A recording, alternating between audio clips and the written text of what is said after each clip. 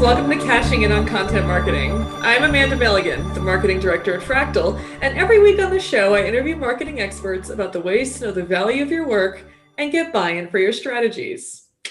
This week we're going to be talking about content in every part of the funnel, including middle of the funnel, which we have not talked about on this show.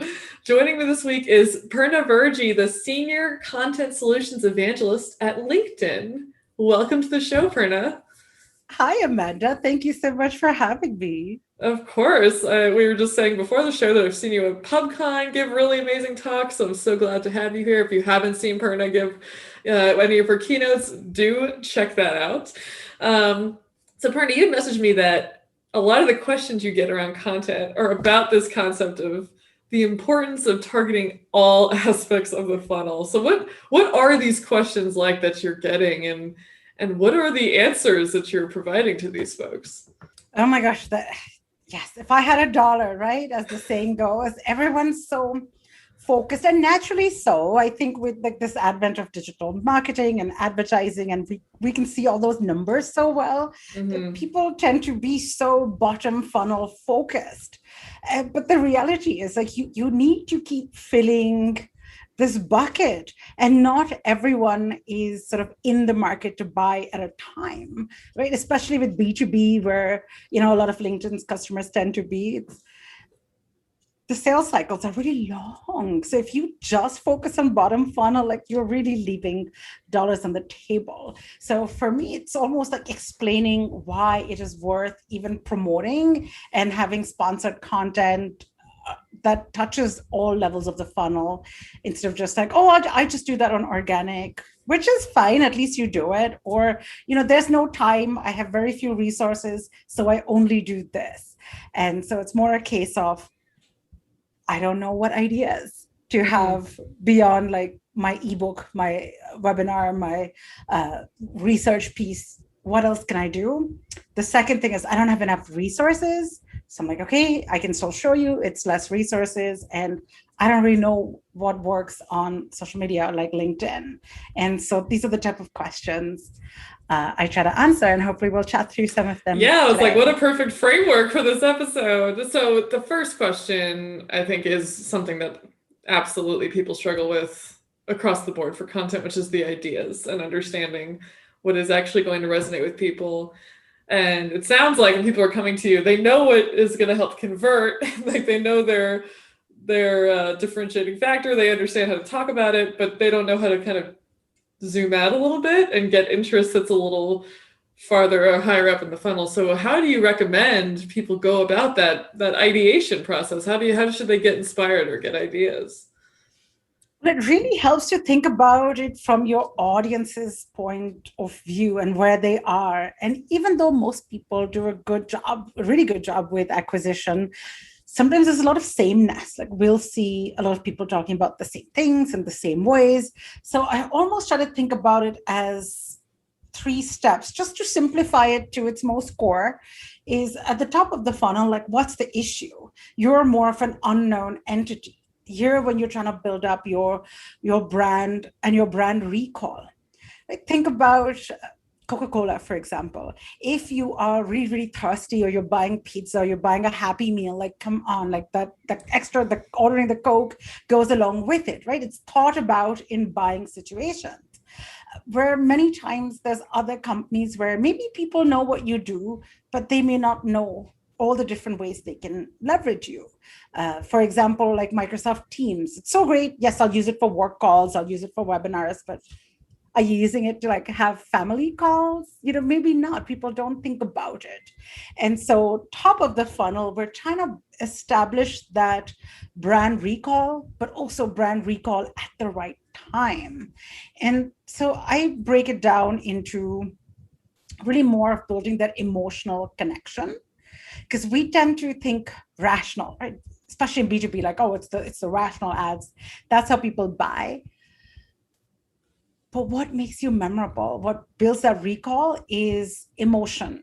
And then people think that emotion means making people cry or laugh. And it's not about that. It's just about making people like feel something rather than think something about your brand. And I recommend the 3 Ps for this. So you can talk about your brand purpose. People are voting with their dollars more and more, and showcase it. And by that, I don't mean just like post the post. You need to walk the walk as well. People now more than ever are going to dig deeper. Like if you talk about your commitment to, D&I, for example, people will go and look at your leadership and see, like, do you have anyone who's diverse on your leadership board of directors, for example? So put stuff out there. Like content can flow so easily when it's tied to your authentic purpose. So whether it is like an employee resource group that's talking about stuff, you can take learnings from that, share it with others. If you are committed to changing your own policies internally, like put that out there, like highlight people's stories. Like that works really well. And also if you're doing something in your community, that's helpful. Purpose. Then we have your personality. This is where a lot of brands shy away a little bit. And you're like, no, I don't have, what's my personality? But small, simple things, whether it is humor in some ways, like something small. Like, I love that Microsoft's been putting these really funny posts where it's like, oh, goes off mute, nothing to add, goes back on mute. It's so relatable. It stands out. But it's not about humor. It's about understanding your audience and connecting with them. One of my favorite brands for this is Lemonade, the insurance companies, the insurance startup. They're so good. Oh my gosh. Like they understand who their audience is and they put in personality. Or you can just tell stories about your people, about why you exist, about your purpose. And so, and the 3rd P is about your people, your execs. So sorry, this is a very long answer, Matt. I love this answer. No, please. So my 3rd P is the people. Like people will associate your company's leaders with your brand, right? We think about Jeff Bezos when we think about Amazon. We think about Satya Nadella with Microsoft, so on and so forth. Like Richard Branson, the face of Virgin. Build that. Like people more than ever are following company execs on social media. It can influence your buying decision as well. People will be more likely to recommend a company that they follow on social. So put your execs' voices out there in addition to your brand voices. So let's say like American Express had a great example. So Amex had this campaign it's a sustainability campaign where they created credit cards using plastic sourced from the ocean. So of course, great brand initiative, they put it out. Then they had their director of sustainability do a post about how he thought about it, why he's so passionate about this, and the impact, right? It's additional depth, additional personality, showcasing how people at the company think. So really 3 simple P's, top of funnel. And it's, again, none of this is like really hard work content. It's ideas that already exist that you're just harnessing for social media. So that was, first of all, phenomenal answer. Secondly, so maybe you're doing this process, like you said, you're thinking about the 3 Ps, you have some ideas.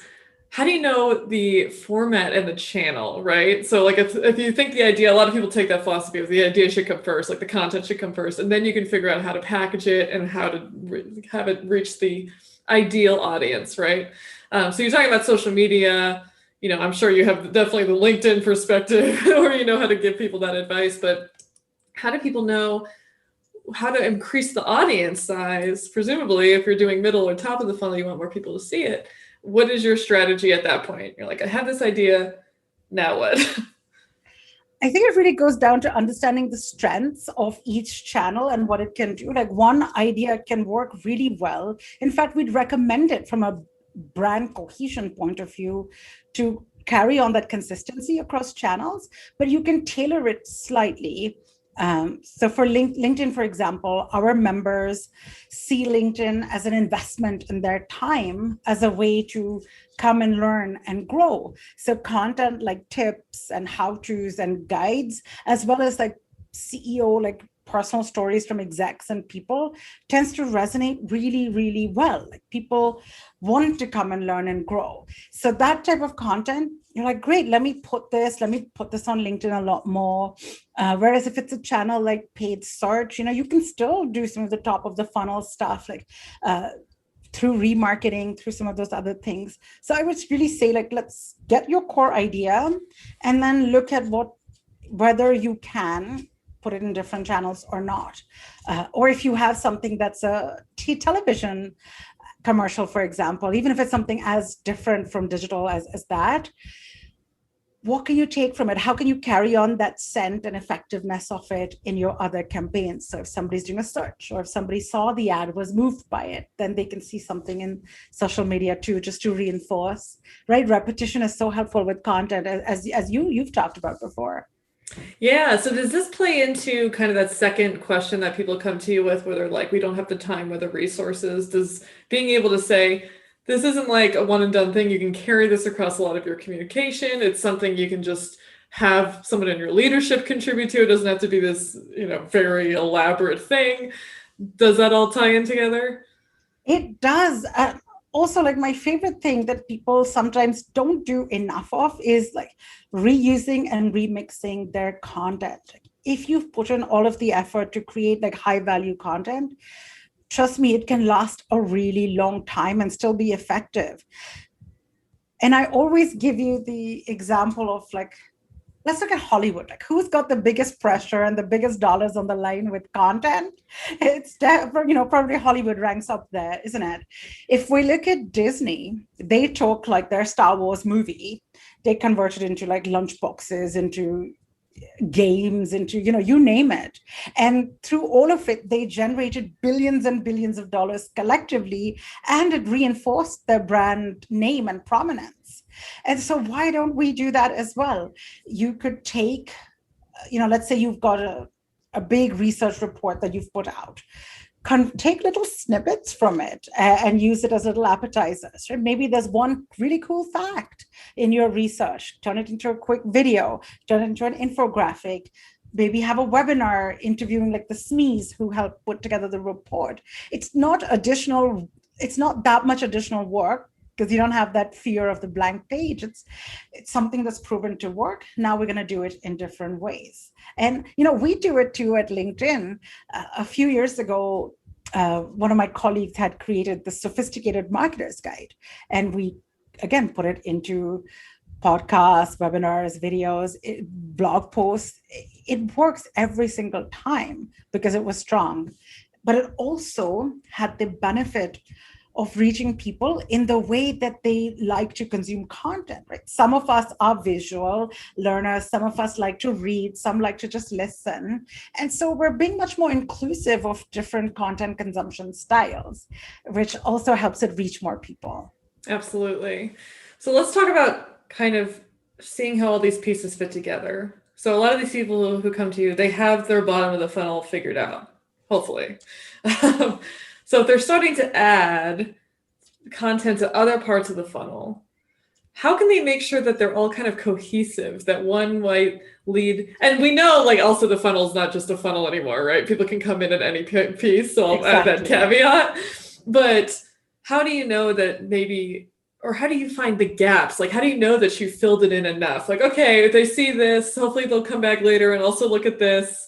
And like, how do you kind of direct them to other parts of your site? Like, how do you actually see this entire strategy all pieced together? Well, the first thing is I zoom out for a second, and then I'll look at some of the research. Right? I read this thing. It was from like Google and Forrester's research that said that 90% of the decision-making process is consumed before people even contact a vendor. An average of 13 pieces of content are read in the process. And there was like one more stat that just like sort of smacked me on the head, which said 74% of these people will go with the company that was forced to help them. I'm like, darn, that just really, really enforces the importance of content throughout the decision journey. And we know the decision journey is super complicated, right? In, out, it takes a long time. There's multiple people, right? There's a whole buyer committee. Now it's not just who signs the contract. So it is that complicated. But if I think like, how can I be there? So I put myself again back in the mindset of my audience. Like, what are they thinking? What do they want to hear at different parts? And then that will help me a lot. So, okay, in the beginning, in top of funnel, I'm unknown. So I need to be recognizable. Now I need to make it onto their selection sheet. So middle of the funnel, here's where we nurture them to like fall more in love with us, right? This is your like, we're going on all the fancy dates. I'm going to take you to the movies. I'll take you to the picnic. Like I'm going to roll out the red carpet kind of thing. We nurture the leads in the long time that it takes for them to decide. And a really good thing to do at this time is to empower your audience. Again, your content's never for you. It's about your audience. It's never what do I want to say? It's what do they want to hear? Like I'm a big believer of that. And that's going to help you be successful. So here, can we do like problem awareness and solution awareness? It sounds very similar, but it's two halves of the same coin. So maybe let's think about what are their pain points and how do I put content out there that helps align me as like the person who solves their pain points. So whether it, especially like the tax and accounting industry has seen so many changes lately with all these rules. So maybe people are confused, like what are these new tax laws that I have to do if I'm a real estate investor? So if you're a company that comes in and be like, here's your checklist, here's your guide to like what you need to know before, you're like, boom, you're helping me. It's what I want to hear. If you help me now, I will remember you later. So solve their pain points, share some first party research, share some perspectives from your people who are trying to figure things out. So maybe it's like, like a mentor like you go on and you're like, as the director of marketing at Fractal, like here's what I've learned, what I tell my customers, and then you'll go and speak about it at events, right? You're the perfect example of that nurture content. With solution awareness, the other side of the coin, it's more show them possibilities, like what maybe they didn't even realize like you could do that. So there's this warehouse of the future, or did you know you could save this much money if you had this HR software, or all of these things that people don't realize. Like, here's the future, here's this guide, here's these trends, here's a simple how to. Also, this can keep people coming back. It's content that they'll want to consume as well as part of what they are doing day to day. So, you slip right in based on what they're already looking at when you create content that they want to hear. So it's really about empowering them and nurturing them at the middle funnel. Yeah, so definitely I think the question part is huge. I think if people are lost, that's the best place to start. What questions do they have and how can you answer them and be helpful? So when you say nurture, I just want to make sure I understand, like in the middle of the funnel, the nurturing means providing that type of help, right? Like if you're trying to, like, I think sometimes people hear like wooing or whatever, they think sales, right? Like, let me tell them how great I am, but you're like, it's not about us, it's about them. Such a good distinction. Thank you for saying that. Exactly. You're not trying to sell them. There's zero need to hit them on the head with a buy now. Like your content's your salesperson, and it's doing it by helping them, right? If I read this thing that solved my problem, I'm going to start thinking about them in mind, right? I was researching if I'm trying to come up with, I'm trying to post a job opening, for example. I'm trying to, how do I write a good, compelling job description? And then I'll read some research that says, watch out for these words. They're not inclusive. Like, aggressive environment might put off some people. So I'm like, oh, this is so cool. This is so helpful. Like, thank you, company, for sharing this with me. So it's more about keeping yourself top of mind and associating your company with the sort of solution to their problems, or help them achieve their goals. So that's what I really mean by nurture. And it's, webinars, content, ebook. There's a lot more than just a simple ebook. I really want to say. Yeah, no, that makes a ton of sense. Thank you for explaining that. So I think a lot of the issue that comes into play is people can't measure this very well. And like you said, that's a great statistic of how many pieces of content people consume before they even reach out to you. Like there have been versions of this statistic over the years, just for like brand awareness and such. Mm-hmm. So people hesitate because they're like, well, how do I know then what the value of a piece of content is if it's higher up in the funnel in terms of conversion, right? So how do you recommend people understand and can quantify, if possible, the value of these types of content? Because I think that's been the toughest part for a lot of folks in getting buy-in for certain things. Absolutely. And I think each stage of the funnel has its own distinct metrics. So like, say top of funnel, so here's some of the reasons why like top of the funnel doesn't get that much investment, because it just sounds so like unscientific and unquantifiable, right? Like bottom of the funnel, you're like, this is my cost per lead, this is my marketing qualified leads, blah blah blah. You can do all that, but top of the funnel sounds like so nebulous, but it's not. Like you can look at things like brand sentiment that you can measure through surveys. Like, are people thinking more positively or more favorably about you? It could be your sort of share of topic, like share of voice. Like if there's lots of people talking about cybersecurity in the IT industry, like where's your voice? Like what percentage of that are you taking over? Like how many, again, it's as simple as like the links you earn or the traffic that you drive, or even those conversations that you can have. And don't forget, like you can use top funnel content to retarget and remarket and connect again and push people down the funnel. So if I, in my top of the funnel, had a really lovely like video, like a 1-2 minute video that I knew people were watching and had a good engagement rate. And then from middle of the funnel, if I wanted to do some kind of educational webinar, for example, I could ping people who watched maybe a certain part of the video. And, as long as they watched at least 25% of the video, for example, I could, hey, let me show ads to them because I know they've already invested in my brand. That can help improve your success metrics for middle funnel. And then if I want to look at maybe getting people to sign up for my newsletter, for example, then whoever, again, watched my webinar, retarget them right there, or people who watch my video. So each stage of the funnel, is linked, and you can improve your own marketing efforts by having all three like well thought out and planned. That's an excellent point. I'm really glad you brought up the retargeting factor of proving the value, or at least enhancing the value of the next stage. You're absolutely right. You're narrowing the number of people to a more relevant group, which means that the middle of the funnel stuff and the bottom of the funnel stuff has a higher chance of succeeding. And I think people can, when they hear that, they're like, oh, like that'll pique their interest if they don't understand just the more nebulous side of it. I think that's a really good point. Oh, good.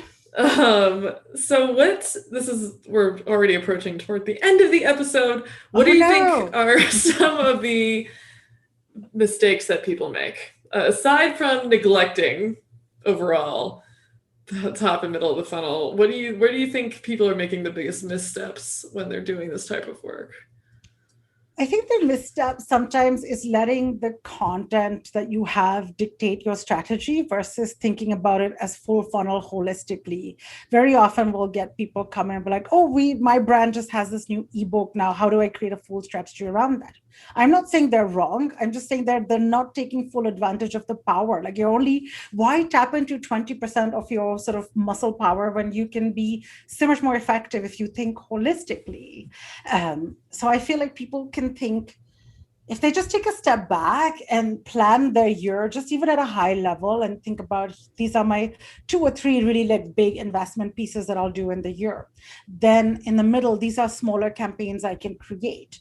And then just throughout, like, okay, here's like my day-to-day regularly scheduled programming, so to speak. So if you look at it in the big picture and like sort of write down ideas, you'll see what you're missing. You'll be like, oh my gosh, I'm all top of the funnel. Where's my bottom? Or, oh, I'm not doing anything in nurture. So that's, I would say, think about it holistically, like zoom out in a way. It's such a refreshing exercise to do as well. And then the second thing is just don't rely on one format, mix and match. Like there's video, there's live, every social media has a live format that's effective. Video is super engaging, especially amongst C-suite. Sponsored content, yes. Conversation ads, like messaging, there's lots of different options. So do play around with different formats. And one of my last questions is a little bit of a big question, so I apologize in advance. When it comes to, especially maybe when you do that zooming out, you're seeing holes, or maybe auditing what you already have. So like my question is, if you feel like a piece of content's not really doing what you want it to do, or you have suspicions that it's not performing as well, what are the things you're looking for maybe to optimize? Like what are the metrics you're looking at to see if it's doing what it's doing? Let's focus probably on like top and middle. Aside from maybe just traffic, what are some of the things you're like, well, let me try tweaking this to see if it gets me more folks to come back to the site, or let me try tweaking this to, et cetera. Like what are those things you're looking for when you do an audit of that sort? So no, that's such a good question. So I would say first is the most straightforward I would look at quickly would be like my creative related metrics, like what's the click through? Like, is it going through? Are people then like, where are they dropping off? I'm getting tons of impressions, but my click through rate's really low. Something's wrong. Can I put more content on the image? So especially on LinkedIn, for example, people don't consume content, in order. Like they'll look at the image first, like that jumps out. Very often people don't have any content or text on the image.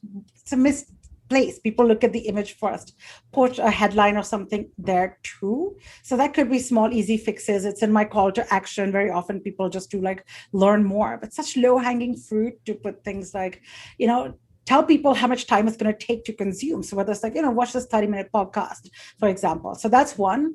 The second thing I really tend to look at, and I find I want to encourage more people to do it, is those engagement related metrics. Like very often we are just chasing those eyeballs. We just want views but LinkedIn algorithm tends to reward the really high quality content, which tends to get a lot of comments, a lot of interaction with the original poster, comments where people talked amongst each other. So that's really seen as high value content because it's sparking that dialogue. It's putting the social in social media, isn't it? And so the really good part about that is those comments, those high engagement posts tend to be rewarded with a lot more views anyway to begin with. So I always look at engagement as well. I love that. No, that is overlooked a lot of the time, I think, as the engagement side. And is this actually sparking some sort of, like you mentioned before, emotional reaction or something getting them excited about it, right? Did I miss anything, Purna? Is there any questions I should have asked or anything you think is extremely important for people to know before we wrap up the episode? No, I would just tell people don't be overwhelmed. Like you can reuse some of your content, you can remix stuff that's worked before. Like repetition is not a bad thing. And it's not that difficult. Like really just think about it high level. Like what's something that I can do to build recognition? Think about one idea for each step of the funnel, see how you can connect it. It's very easy to get started in that way. Like so don't overcomplicate it for yourself as well. Like I promise it's not as, I don't want you to be always working either, because no one wants to do that. I know marketing can feel so overwhelming because there's so many different things you can be doing at any given time. And it's so much about prioritization, right? Yeah. So Purna, knowing the objective of this show is about figuring out the value of content, who would you recommend to be guests on future episodes? Oh, the list goes on so long. There's so many people that I love. I would say one of my colleagues at LinkedIn, like Ty Heath, I love her. I think she's amazing. She's part of our B2BI Institute. She'd be great. I really like Ross Simmons, who talks a lot about like distribution. He'd be great. Ayat Shukeri, she runs an agency that really focuses on conversion optimization and understanding your audience. So she has really fresh perspectives when it comes to content creations. I love her. Rand Fishkin, who's amazing as well. And really, he's been with Spark Toro. They've been looking at what different people are engaging with. So we really like him. Oh my gosh, I'm like blanking on a million names, and I'm going to think back and like be like, Purna. If you think of people, just ping me. I'm building out my whole guest schedule, and I appreciate any recommendations. It makes it, of course, it makes it easy to meet new folks who I didn't already know. Well, thank you so much, Purna, for taking the time and sharing your thoughts. It was extremely helpful. Oh, thank you for having me. This was so much fun. Oh, I'm glad. If you've listened to this and want even more tips, sign up for our podcast newsletter by going to the podcast page on the Fractal website. And if you've learned anything from this show, we hope you'd subscribe on your favorite platform and leave a review. Finally, if you have feedback, suggestions, ideas, a ranked list of your favorite live-action Disney movies, or anything you'd like to share with me, shoot me an email at amanda@frac.tl. I am a shameless extrovert who would love to hear from you. Thank you to Sean Kelly for podcast music and editing, and to Joao Pereira for logo design. And thank you, dear listener. I hope you'll join us next time.